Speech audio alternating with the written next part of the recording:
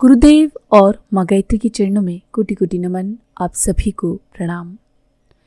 गायत्री के प्रथम पद के द्वारा पापों की निवृत्ति कैसे होती है, आइए जानते हैं गुरुदेव के द्वारा क्या बताया गया है।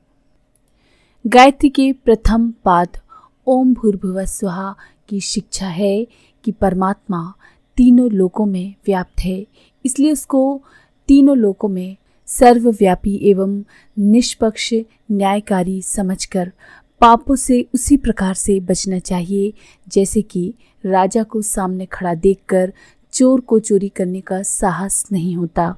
इसके अतिरिक्त सब में जब अपना आत्मा, अपना प्रभु ही व्यापक है तो किसी के साथ अनुचित, अनीतिपूर्ण, अनिष्ट व्यवहार नहीं करना चाहिए। हम अपने लिए जैसा व्यवहार चाहते हैं दूसरों के साथ भी वैसा ही व्यवहार हमको करना चाहिए। दूसरों के हितों को आघात पहुंचाकर अपना स्वार्थ साधन करने की नीति से हमें बचना चाहिए। ये तो हम सभी लोग जानते हैं कि संसार में जितने भी दुख हमको मिलते हैं वो हमारे पापों के परिणाम स्वरूप होते हैं। कई बार कर्म फल तुरंत नहीं मिल पाता। जो दूसरों के साथ बुरा करता है उसे समाज के असहयोग, असंतोष, लोगों के द्वारा बुराई का दंड मिलता है। इनसे भी कोई यदि व्यक्ति बच जाए तो ईश्वरीय निष्पक्ष न्याय के द्वारा मिलने वाले दंड से कोई व्यक्ति बच नहीं सकता। अंग भंग, अपूर्ण, रोगग्रस्त, हीन बुद्धि लोगों को देखकर ये सहज ही अनुमान लगाया जा सकता है कि इसको दैवी दंड भुगतना पड़ रहा है। कई बार हम अपना कर्तव्य ठीक प्रकार से पालन करते हैं तब भी अनायास कोई आकस्मिक देवी विपत्ति हमारे ऊपर आ जाती है या प्रयत्न करते हुए भी हमको सफलता नहीं मिल पाती है, तो यही कहना पड़ता है कि ये सब हमारे पूर्वकृत कर्म का प्रारब्ध फल है। यदि मनुष्य पाप कर्मों से बचा रहे तो निश्चय ही वो दुखों से भी बचा रहेगा। वैसे तो दुखों के अन्य कारण भी होते हैं। निर्दोष व्यक्ति भी कभी कभी अत्याचारियों के द्वारा सताए जाते हैं या सामूहिक दोषों का फल भी व्यक्ति को भोगना पड़ता है। जैसे गेहूं के साथ घुन भी पिस जाता है उसी तरह से। परंतु ये बात ध्रुव सत्य है कि पाप का परिणाम तो दुख ही हो सकता है। यदि कोई व्यक्ति पाप ना करे तो उसके प्रारब्ध में दुखों का विधान किस प्रकार से हो सकता है। कांटे में लिपटी हुई गोली को खाते समय मछली अपने आप को बुद्धिमान समझती है कि मुफ्त में ही मैंने इतना सारा आटा खा लिया। जाल में फैले हुए दानों को खाने पर चिड़िया गर्व करती है कि मैंने बिना परिश्रम के एक साथ पड़ा हुआ अन्न सहज ही पा लिया, पर उसे थोड़ी ही देर में अपनी भूल का पता चल जाता है। आटे की गोली के साथ पेट में पहुंचा हुआ कांटा जब मछली का पेट फाड़ता है तब उसे मालूम पड़ता है कि मैं बुद्धिमान नहीं। इसी तरह से चिड़िया जब जाल में फंसकर बहेलिए के हाथ में पहुंचती है तो उसे मालूम पड़ता है कि मैं चतुर और सौभाग्यशाली नहीं। पापी लोग जब जरा से प्रयत्न से बहुत सारा लाभ कमा लेते हैं तो फूले नहीं समाते। धर्म अधर्म के पचड़े से बचकर अपना काम बना लेने की प्रचुरता पर उन्हें बहुत गर्व होता है। पर अब उन कर्मों का प्रारब्ध भोग जब काल दंड की तरह उनका पीछा करता है तब उनकी समझ में आता है कि वे उस दिन कमा रहे थे या गवा रहे थे। वे चतुर थे या फूहड़ थे। उन्होंने बुद्धिमानी की या बेवकूफ़ी की। गायत्री मंत्र खतरे की घंटी है।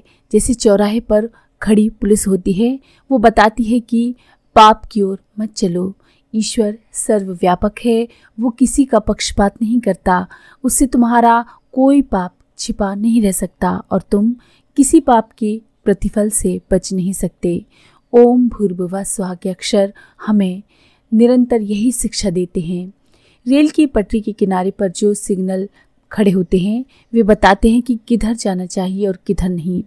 यदि सिग्नल का आदेश ना माना जाए और ड्राइवर रेलगाड़ी को मनमानी रीति से दौड़ाए तो परिणाम कितना भयंकर होगा, इसकी कल्पना भी हम नहीं कर सकते। ये रेल किसी से टकरा जाएगी तो उलट जाएगी और ड्राइवर को अपनी हेकड़ी का नतीजा भुगतना पड़ेगा। गायत्री का सिग्नल हमें सावधान करता है कि अपनी जीवन नीति की रेल को सही मार्ग पर लेकर चलो, अन्यथा अपने स्वाभाविक सुखों से भी हाथ धोना पड़ेगा और दुखों की यातनाओं से पीड़ित होना पड़ेगा। गायत्री के प्रथम चरण में दूसरों के प्रति आत्मीयता, ममता, प्रेम, उदारता, ईमानदारी, सेवा एवं मधुरता का व्यवहार करने की शिक्षा है। ये शिक्षा जिसके अंतःकरण में विराज गई होगी, माता ने जिसको अपने प्रथम चरण का स्पर्श करा दिया होगा, वो अनेक सामाजिक कष्टों से अनायास ही छूट जाता है। अपने कुटुंबियों, पड़ोसियों, आपके आसपास जो लोग हैं, उनके साथ यदि विरोध हो जाए, द्वेष, संघर्ष या कलह चलता हो, तो वे हमें उतना सहयोग नहीं देंगे जितना कि देना चाहिए। जबकि उनकी सद्भावना की आशा की जाती है, तब भी वो प्राप्त नहीं होती। इसके अतिरिक्त वे विरोधी होने के कारण तरह तरह की बाधाएं उत्पन्न करते हैं और हानि पहुंचाने वाले आयोजन, षड्यंत्र या आकर्षण करने का जब भी उन्हें अवसर मिलेगा, वे चूकेंगे नहीं। मुकदमा, फौजदारी, चोरी, डकैती, निंदा, दोष दर्शन, शिकायत, चुगली आदि हानियां अकस्मात तो कभी कभी होती हैं। अधिकांश उनके पीछे पुरानी शत्रुता या किसी विरोधी का गहरा मनोमालिन्य काम करता है। जो व्यक्ति अपने से असंतुष्ट या द्वेष रखते हैं, बहुधा उन्हीं का ऐसे कार्यों में विशेष हाथ रहता है। जिन व्यक्तियों के अधिक मित्र हैं, अधिक सहयोगी और स्वजन हैं, उसके प्रारब्ध भोग भी हल्के हो जाते हैं और उसे कष्ट भी कम होता है। कल्पना कीजिए कि दो व्यक्तियों को प्रारब्धवश एक रोग हो जाता है, साथ ही इसमें से एक को सब घृणा और द्वेष करते हैं। बीमारी की हालत में उसे कोई सहायता नहीं मिलती। वो भूखा प्यासा, मलमूत्र से सना हुआ, सर्दी गर्मी के दुख सहता हुआ, बिना दवा दारू अकेला पड़ा रहता है। ऐसी दशा में उसका शारीरिक और मानसिक कष्ट अनेक गुना बढ़ जाएगा। प्रारब्धवश उसे एक सप्ताह रोगी रहना था, तो एक सप्ताह में ही उसे रौरव नरक के दर्शन हो जाते हैं। इसके विपरीत दूसरा वो रोगी जिसे प्रारब्धवश इतना ही रोगी रहना था, अपने स्वजन सहयोगी से घिरा हुआ है, उसे उचित परिचर्या, चिकित्सा, सेवा, मनोरंजन आदि मिलता है। उसका दुख हंसते हंसते, बोलते बातों में ही कट जाता है। दूसरों की सेवा, सहानुभूति में अपने कष्ट को भुला देता है वो व्यक्ति। अब इन दोनों रोगियों की एक समान प्रारब्ध की तुलना की जाए तो पता चलता है कि एक ने बहुत अधिक और दूसरे ने बहुत कम कष्ट सहकर अपना भोग पूरा कर लिया। देवी आपत्तियां जो अनिवार्य हैं आती हैं, परंतु गायत्री साधक के प्रथम चरण से अपने उच्च स्वभाव के कारण वे भी कष्ट देकर भुगत जाती हैं।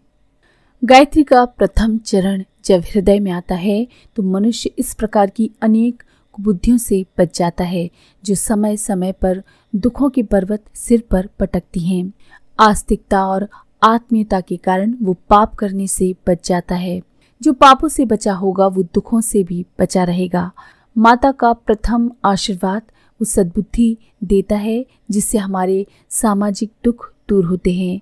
दूसरे व्यक्ति के संपर्क से उत्पन्न होने वाले व्यवहार की भूल से मिलने वाले दुखों की जड़ गायत्री के प्रथम प्रकाश से ही कट जाती है। इस तरह से गायत्री के प्रथम पाद के द्वारा पापों की निवृत्ति होती है।